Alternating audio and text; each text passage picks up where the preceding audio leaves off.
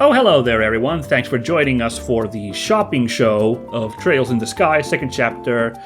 I'm joshing you. I actually took care of that off screen. I was just like, hey, wait a second, market's right here. Why don't I just really quickly refill my stocks here at the market before we start recording? That's what I did. So you guys didn't really miss out on anything. Just filled out some of the ingredients over here. And I cheaped out and bought a bunch of refresh jellies from here instead of cooking them up myself. Because we have quite a bit of money here, so I was like, whatever, I'll just buy these right away, like so. But yeah, now we are good to head off, so no worrying about shopping today, guys. Thanks for joining us. Last time was really good stuff, right? We had some really exciting stuff with Joshua and the Kapuas, saw what they were up to as Joshua infiltrated the scout ship of the Ouroboros Society. Meanwhile, over here, it turns out our heroes, the Bracers, are going to have a little bit of R&R by going to the Kingfisher Inn down at Valleria Lakefront. Mayor Mabel has provided us with tickets to go hang out there. But before that, we got hit with a couple of side quests, as it happens. Like, we got, two more things to take care of. And one of those was the baller best side quest we've done yet. Okay. That's a little bit of recency bias for sure. I don't know, but like, at least here in second chapter, out of all the stuff we've done, this has been the most delightful character building one so far, where we had to find this missing niece who had been orphaned here during the war 10 years ago, and it turned out to be Mabel's maid Lila, who happened to be a character I already liked quite a bit, and Trails just being like, this is the shit you guys pay for, and like provided awesome little character building stuff for this delightful side character, and it's awesome. I'm gonna love it, love it, love it, love it. So this next quest's gonna have to do a lot of lifting if it wants to match that last one. That's fine, guys. I'm sure I'll enjoy it anyway, but like, yeah, it's gonna be something for sure, huh? Dude, like try and match this one. We gotta find somebody here in one of these manors, find a person called Mirano. We're gonna be escorting a young woman to Ravenue. Which maybe, it could have been appropriate to have Agate here for that, going back to Ravenue. And maybe the guy actually deserves a bit of a break back from his hometown, Maybe it's good that he's gone ahead to have some R&R. We'll have the rest of the crew here handle a trip to Ravenue Village. So that's not the right manor? It's the only tricky part about this mission is like, I don't know which one is the Trino Manor, so it's a guy called Alvel. Seems like the city's getting back to normal.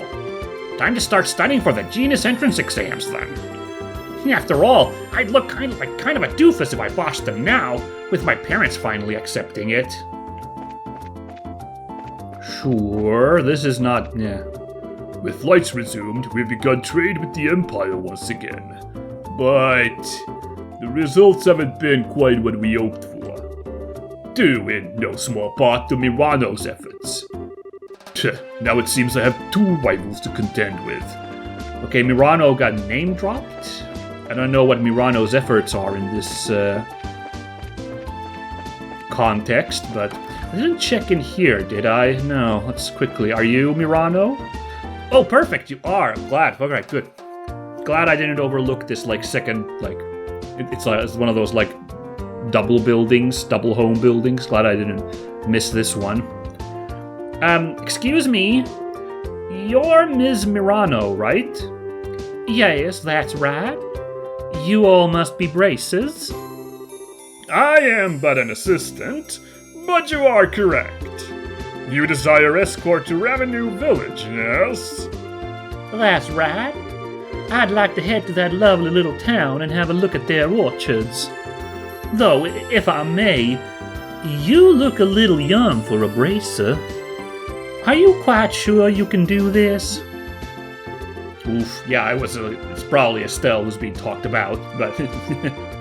excuse me. Probably wouldn't be Olivier, right? Olivier definitely is older than Estelle, so... Excuse me, ma'am? I am a certified senior bracer. I'm totally capable of doing this. I can fully vouch for Estelle's abilities as a bracer, ma'am. We just fought a goddamn dragon a few episodes ago. That should count for something. If that's unsatisfactory, I'm afraid you'll have to wait for another local bracer to become available. Oh my, I suppose you really can't judge up by a cover. I always like putting my own covers on my books anyway. I'll trust you, young lady. How about it? Shall we be off? Yes, let's be off. Why not? Sure, we're ready when you are. Very good. Let's be off then. So we're going to Ravenue, right? In that case, we'll want to head out the west gate of the city. Right, and then up the mountain road. I'll meet you by the west gate. I imagine you have a few things to prepare before we go. Yeah, a little prep time would be great. Thanks. We'll be right there. Very good. Don't keep me waiting long now. Curious. I'm surprised we didn't just walk off with her, but okay. Excuse me, I don't know what's caught in my throat today. Let's get going. Of course. This is, by the way, you guys, this is maximum unique dialogue, since everybody but Estelle can be picked for these missions, right? You know? I didn't really talk about that too much last episode, but like, yeah, it isn't even like we have 1 or 2 mandatory party members tagging along with Estelle, which means you could write all this side quest dialogue to match, you know, with the mandatory characters. Like, they've actually had to, like, come up with all this, like, you know, specific dialogue for the different party members you might be bringing to these missions, so that's cool. Like, you know, obviously, if you didn't have Sherazade there, she couldn't vouch for Estelle, so I guess it would have to be Agate. But you could have a party without Sherazade or Agate, so I wonder, like, who would then be stepping in to provide the vouching? Zin, maybe? But you could have Chloe, Tita, and Olivier, in which case you would have no other bracers there to vouch for Estelle. So I wonder in that situation who it would be. I don't know, maybe nobody. Maybe Estelle would just do the convincing by herself. But whatever. Ah, there you are. I've been waiting. Shall we proceed then? Whenever you're ready, ma'am. Our goal is Ravenue Village, right? Yes, I think we all know the road by now, but remember, this time Ms. Mirano is with us. We should avoid contact with monsters whenever possible. Yes, quite so. What a waste of time a fight would be, too. Why, keep me out of danger, and I may just give you all a nice little bonus. We'll do our best, ma'am. Let's be off, then. Ooh, that's an interesting... Are we supposed to... There she is, she's a little NPC, so are we supposed to maybe... not bump into enemies? I think I have the thing equipped which keeps monsters from coming in on me, the haze orbment. Yeah, so that's already doing a lot of heavy lifting to avoid fights here.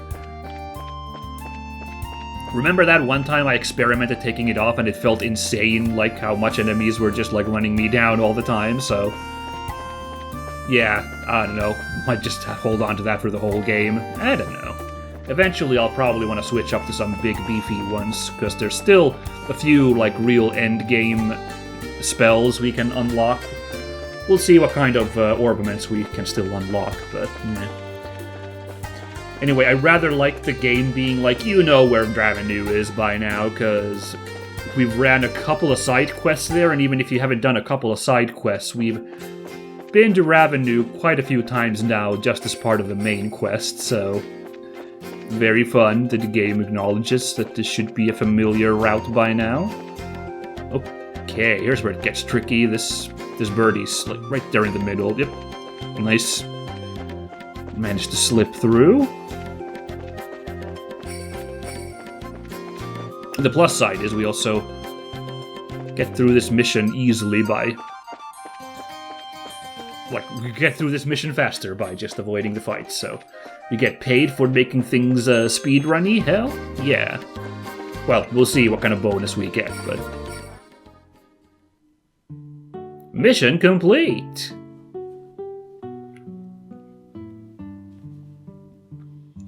Oh, right, this place is a bit barren right now on account of the dragon attack. Ooh, not at its fanciest. I didn't even think about that part. So it's exactly as I'd heard. They've already started to rebuild their orchards, little by little. Well, they certainly have their work cut out for them, but they're taking a step in the right direction. Yeah, they're getting all kinds of help from all over, too. I'm sure they'll be just fine. Yes, I believe in them. I wish we merchants could be of some aid to them. Oh yeah, that's what the guy was talking about. Some kind of merchant rivalry or something, but she doesn't seem like a cutthroat grinder merchant or anything, so she seems alright from the little we've spent with her. Huh? Mirano, are you thinking of trying to save Ravenu? Oh my, no. I have no intention of setting myself up as some kind of savior to these people. Ooh, for a second that sounds like, oh man, no, I'm not gonna help these riffraff, is also what that could have come off as. Oh no. I'm ultimately just here for business. I'm going to look at the orchards and get a feel for how bad the situation is. Of course, if things are looking up, I can always invest. Well then, I should be getting to work. Okay. That means this is goodbye then. It is indeed. I must declare, I sorely misjudged you earlier. I'll contact Lugren and arrange a bonus for you. Huh? Really?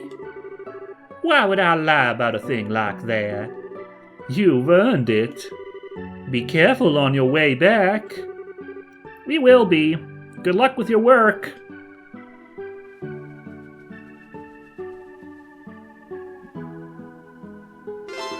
Alrighty.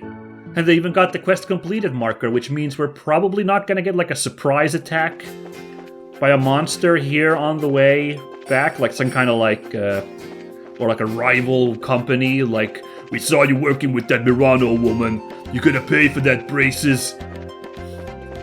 That would be kind of interesting, but I guess we're probably not gonna get that.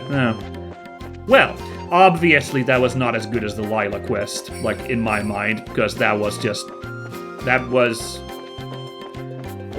like a little tiny little story, like, world building thingy. But that also was a nice quest because of that. It was just a nice, quick, little breezy, got a feel for the little side characters and how the setting, the world is coping with that dragon aftermath. Yeah, I can't really hate on that either. But, like, obviously I gotta also call it how it is. There wasn't much meat to it, in the same way that there was in the Lila/Rainy quest, so... yeah, you know me, it's gonna be the touching story about the maid and her, patron mayor, and their delightful friendship is gonna get the 10 out of 10 from yours truly. Not gonna, like, be outshone by that tiny little have a nice walk with a merchant, who turns out not to be really much of a douchebag, which is a positive surprise. Yeah. But, on its own merits, nice, quick, clean, cute little thing. Great as these, like, let's do a quick quest before we kick back with R&R as well, like, nothing crazy going on here. So, we'll turn that in, and we can get on with our R&R. Oh my goodness, you guys. This is weird. Like, I was all prepped, like... because I'm always like, let's do this quickly. Oh dear, this became a giant thing where I'm running around doing crazy goose chases and everything. Like, this time I was like, oh boy, who knows what this is going to require, this quest. And it went by super fast. We could just move on immediately. Wow, this feels so weird. Alrighty. 5,000 for that is a pretty good payday, I gotta say. Good work. Always nice to see some progress. If you complete any more jobs, be sure to come back and report. No new quests though after that, that's fine. To be honest, honestly, the Lila quest also went pretty fast. That's because for once my brain was working. Like I didn't pick up on it immediately, but as we were going around and it kept showing that image, and I was like, are we supposed to recognize this? And then they talk about like the couple of hints which were like, I've seen that person somewhere around here, as well as in the anteros, like I'm pretty sure this person has been here. Kind of like made me like, this is probably Lila, because Lila would come here escorting Mabel, and again, because it really did look like her. So, great quest, again, also in just like the little like adventure game problem solving sense, like, that was not very difficult, I guess, if you've been paying attention. It was not that difficult. It was just a nice little quest to like quickly work out who it was, and, jog your memory of like faces you've seen in this game. So yeah, what a fantastic! I swear it's gonna be hard work by the end of this game to like figure out if any of these side quests would be better than that one. It just like really hit pretty much all the notes I wanted, like. The reason I'm being careful is I can't remember all the quests from first chapter, so like if we're trying to like think about quests throughout this entire 2-part saga, maybe there was something that hit way harder in first chapter, I'd have to like review my notes. Here in second chapter, I don't know, the poker game, no, it was blackjack, excuse me, the blackjack side quest was really fun because of its intensity. So that's also in the running for sure, but I think Maid Adventures is going to like, just personal bias wise, get like a win ahead. I like maids more than I like blackjack, I guess, is the answer here. So purely 100% my own vibes, that's what I like, I feel like we've gotten one Avec here. Feel like this guy's not supposed to be here partaking in R&R, but I don't know, he's also kind of been a part of the team, so I can't really, doesn't feel right to shoo Kevin either. Alright, sure, we can have Kevin hang out here. And here's the rest of them. What? Kevin! What are you doing here? Ooh, it's a long and harrowing story. We met Mr. Kevin on the road here. We invited him to come too. On the road? Why were you traveling again, Kevin? To be honest, my goal was to investigate the Emberl Tower. After we said our goodbyes in Roland, I've been running around looking into all the towers. All the towers? From your tone, I take it you have visited the other towers. Yep, I've been busy with that pretty much. That's why I was kinda AWOL during the whole dragon business. Sorry I couldn't give a hand with that. Now, I figured you guys might come out here for a break after that, so... That makes sense. Well then, should we have a sit down right now? Ooh, they're gonna have to pull up a second table. I don't feel like we're all gonna fit around this. How's about we do it over dinner? That'll help the, information flow freely, Oh yeah! So you're really staying here, Kevin? Well, from what I hear, this is a pretty famous inn, right? Like your friend said, I figured I'd join in the festivities, if you don't mind. That's, kind of out of the blue.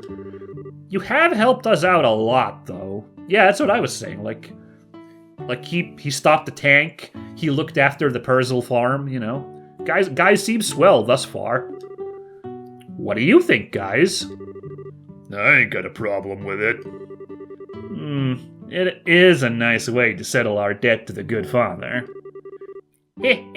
Yeah, I want him to stay too. I see no reason to object. I wonder if it's fate bringing us together. Well, if he's here, let's have some fun. That was everybody who got to have a word in there. All right, sure, I guess. That's a more modern solution instead of what I've been hyping up as the, unique dialogue for whoever you bring to the scene. This is what games do nowadays, which is just everybody's there, so everybody gets a word in. Sure, why not? Thank you. Ain't much in the way of thanks, but if you've still got stuff that needs doing, I'd be happy to tag along. Abuse me as much as you need. Please don't phrase it like that. I guess it's party time. Well, thanks for the offer, but I think we're about ready to drop off our things and relax. Aw, really? Darn it all. And here I was thinking I could give up my body to Estelle's cause. Okay, now he's doing it on purpose, good lord. Oh, if you want to sacrifice your body, trust me, there are ways to arrange that. Come on, then. Let's get checked in. Yeah, I can't think of anything we should be doing still, although it would have been neat to have Father Kevin running around for a bit with us, but, yeah, we did the side quests. We're golden. We're just gonna move on and enjoy our R&R. Is this kind of like a beach episode? It's not exactly a sandy tropical beach, but, it's a vacation episode, I guess. We'll go with that. We've already had the hot springs episode, a couple even, first chapter and this one, so we'll live with having just a nice little vacay episode, I guess. Thank you very much for choosing to stay at the Kingfisher Inn. Allow me to show to your rooms. Yes, please do. And it's this one door. This is the room we have set aside for the ladies.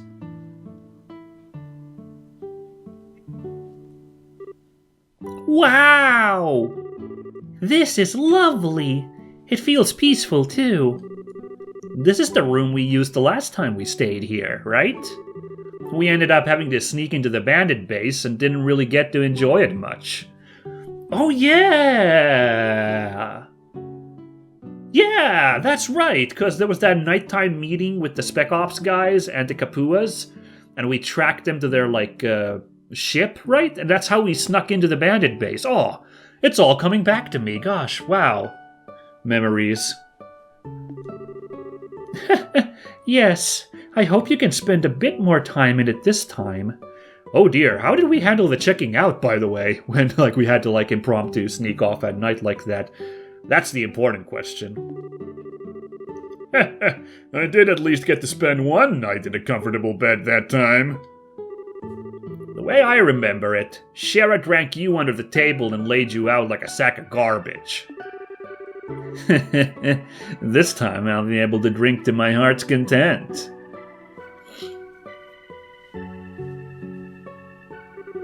This is the room we had set aside for the gentlemen, but there's only 2 beds.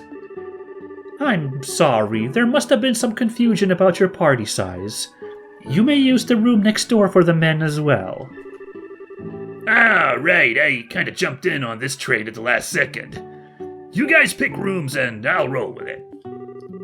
How about it? I have no preference. I don't care much either way. Well then, I shall share a room with Agate. Wait a second. What's with the sudden desire to bunk with me? Is it not obvious, Agate? A raven with clipped wings, mended by a tender-hearted young girl. I would be a failure of a bard if I did not hear every detail of that encounter. And also... Huh? What? Agate, try not to murder him, okay? Although, I'm sorta curious as to how that went down myself. But we just talked this all. That doesn't make us any less interested in hearing about it. Maybe more so, in fact. Perhaps we should hear the whole story before calling it a night, Come now, you two. Don't tease Tita so much. I feel bad for her. Regardless, I would ask Zin and Kevin to share the other room. Okay, so I did count it correctly. There's only 2 beds in here. Okay. Because I was like, even if Kevin wasn't here, we'd still be a bit SOL. Like, Zin would have to sleep on the floor, which, as part of his monk training, probably would be fine with him, but still a bit rude in it. I have no problem with that. Hey, I'm not one to stand in the way of a good time, so sure. Allow me to show you to your room.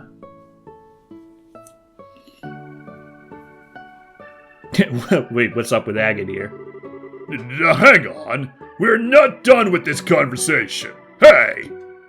Okay, he's just like... He does not want to be with Olivier. Can't blame him.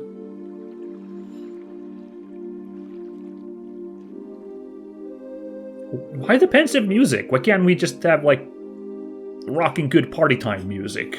I mean, I know it's like nighttime music, I get it, but, well. Making it also somber.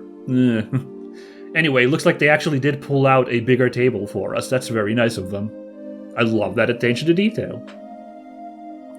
Yow! Sounds like things got, kinda crazy. So, there really was an ancient dragon nesting in Libero. And it warned about the Oriole before flying off, huh? Yeah, makes my head spin just thinking about everything that happened. What I really don't get is why Ragnar couldn't tell us anything about the Oriole either. Actually, there is a line in the Testaments that reminds me of. And the goddess, having bequeathed her treasures, sent forth the holy beasts to observe the path the children of men would take. A holy beast. That certainly does seem like Ragnar. The more pertinent point, I feel, is the command to observe. They may simply watch over us, and we're commanded to not interfere. By the goddess? Like, we're now establishing that the goddess is like a real thing? Because, it's kind of just been a vague religion thus far, but okay. It is also a classic turn-based Japanese RPG. You kind of expect God to be real, and maybe also you have to fight them at the end of the game, which... Okay, Trails is supposed to be a little bit more slice-and-lifey, so kind of hoping we don't fight God at the end of this, but I wouldn't put it past even this to, like, suddenly, surprise, you gotta kill God for some reason. We'll see. Load of help that is.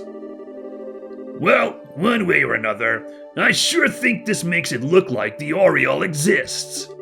Think we can start to piece things together? Thanks to what I've found in my poking around. Right. You were investigating the towers.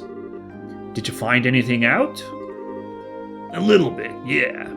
I think you guys are familiar with those weird machines at the top of each tower, right? Did you know they're currently glowing? Yeah, I remember seeing that one was all lit up. Could we have not gone to one of them and not seen it lit up? Like, I'm thinking, like, we did some side quests that took us to the top of towers, but were we ever required by the main quest to go up to any of them? Because I wonder if you could have maybe missed this, like, little bit of dialogue. I can't remember. I don't, quite get what that has to do with the Oriole, though. Well, Captain Schwartz mentioned something to me. Something weird happened in that room where you fought Alan Richard just before that mechanical monster showed up, right? Oh yeah! If I remember right, after the gospel was used, all the lights in the ruins went out. And then there was this voice out of nowhere giving a warning, and the pillars all sunk into the floor. Right. The warning was about the first barrier being no longer operative, and the device towers being enabled, as I recall. Yeah, that's what I've heard. So, on a hunch, I double-checked the timing with some witnesses. Those 4 towers started lighting up and stuff at the same time the gospel was used. You're kidding! So the device towers the warning mentioned are... The 4 towers of Liberal and the machines at their peaks. I don't got any other explanation, at least. So to sum up then, the ruins beneath Gransel Castle are what produces this first barrier. However, when Colonel Richard used the gospel, this barrier was eliminated. And in its place, the device towers were activated. Presumably to produce a second barrier of some sort. So, just me spitballing here real quick, don't mind me. So Ouroboros, we know they were kind of like manipulating Richard and the Spec Ops guys for their coup. So they probably wanted the first barrier to go down. And they've been doing all this gospel stuff as well. So we can probably assume their next move, they're working towards like maybe doing something to the towers. Next up, to remove the second barrier, so we probably need to worry about the towers pretty soon, I feel like. A second barrier? But why would you... If you're gonna protect something, you always want to make sure you have a backup. It doesn't answer the questions of what kind of barrier it is, or what the hell is it a barrier for, though. About that, I'm starting to think it's something to hide the location of the Oriole. That's right! The Oriole wasn't in the castle's ruins. But it's still supposed to be somewhere in Liberal, right? Exactly. And if we assume the Society's goal is to obtain the Oriole, then I think we could say their experiments are a part of a plan to further that goal. They need to do all that just to... The experiments, the Gospels, and the Oriole. It seems they are more tightly interwoven than we first believed. And the one sitting at the loom would be this man called the Professor. Yeah, it's all him. It's fascinating, by the way, that, like, we know who the Professor is, but, like, they keep us still in the dark. Not usually how you do this kind of storytelling. Like, you would save that revelation until our protagonists encounter, like, the Professor, you know, in his revelation. But, like, we're operating as the audience with information they don't have. I think that's kind of interesting, you know? The same guy who put the gospel on Ragnard's head and made him attack Bose. And the one who... Estelle? What's up, Estelle? You got awfully quiet all of a sudden. Yeah. About this professor. I think he's the one who made Joshua leave in the first place. What? Wait a moment. You mean he's the one who orchestrated the events that brought Joshua into your home? And then made him leave the way he did? I think so. And I bet he's the one who manipulated Colonel Richard and Kurt's memories. You're kidding! We do not have an explanation for Kurt's memories, it is true. Forgot this a little bit, but yeah, that's true. Like, sorry, my mind blanked. The Kurt, like, had been investigating something involving this Spec Ops guys, and he, like, had amnesia when we met him about the findings he had made back when we were doing the tournament arc in first chapter. So, yeah. Also, by the way, something I just now noticed. Have you noticed that everybody's got, like, slightly different drinks? And I really love that, like, Olivier, Shara, and Kevin have, like, this different colored purple drink, unlike everybody else. You can safely assume they're drinking something with alcohol content, whereas at least the other ladies probably cannot imbibe that. Now, Kevin and Zin have a slightly different orange glass, so I'm not sure what they're drinking exactly, but that's a lovely little attention to detail that they have wine glasses. The 3 booze imbibers. I guess Kevin has joined that group now. Well, I'm gonna join him with the imbibers based on this evidence. Yeah. Lovely attention to detail by the folks who make these games, you know? That's so fun. Where were we? Sorry, yeah. Why do you think this? Well, you see, Estelle explained that she can't remember the identity of one man she met the day Joshua disappeared. I remember at the very start of this second chapter, we got that fun flashback, and Professor Alba's face was like blurred out to represent Estelle's like memory hole, you know? That really happened? Is this another thing you've been trying to shoulder all by yourself or something? Not exactly, but... Sorry, I guess it's kind of late to bring it up now. I don't think there can be any doubt at this point, though. It's safe to say that this person must be the one responsible for all our trouble. He is clearly a man of twisted morals. Yes, we'll need to be careful. Aw, sorry, Tita. I didn't mean to bring up all this serious junk when we came out here to relax. Oh, no, it's okay, Estelle. It's just... I was wondering why someone would do things like this. Make everyone so unhappy, make Joshua suffer. I just don't get it. Aw, Tita, don't worry about trying to understand a weirdo like that, okay? You just need to worry about being Tita. Right, Agate? Why the hell do you keep dragging me into these conversations? Aw, Agate being all like, I can't be emotional like this much, damn it. I've reached my limit for this year. We needed that, I think. Ooh, Kevin's still not feeling it, though. Kevin? Oh, nothing. So, how's about we call that enough information swapping for one day? It'd be a crime to let all this wonderful food go to waste. Oh yeah, there's just full plates there, those sprites. Oh man, it's getting cold, you guys. Can't say no to that. Yes, let us leave debate aside for now. Instead, let us navigate the forests of meat through the rivers of liquor. Merriment awaits. Oh boy, I think Olivier's waded through the rivers of liquor a bit by this point, yeah? Rivers of liquor, Lenheim. That was an unfortunate metaphor. Oh, please, Shara, do not make me swim.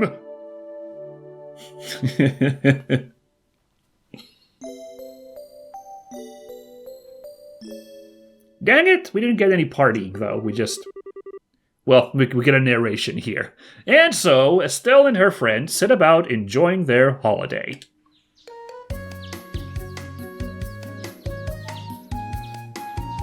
Wow, hey, look, all these... Does everybody have a unique sprite? Oh my god, like special animations too for Estelle. Good heavens. Hey, come on, we're on vacation. You can't go waking up people like that. That's rude. Okay, you can see that the others' heads, like only the heads moved a little, they didn't get out of the bed, so we didn't see if they had custom pajama sprites.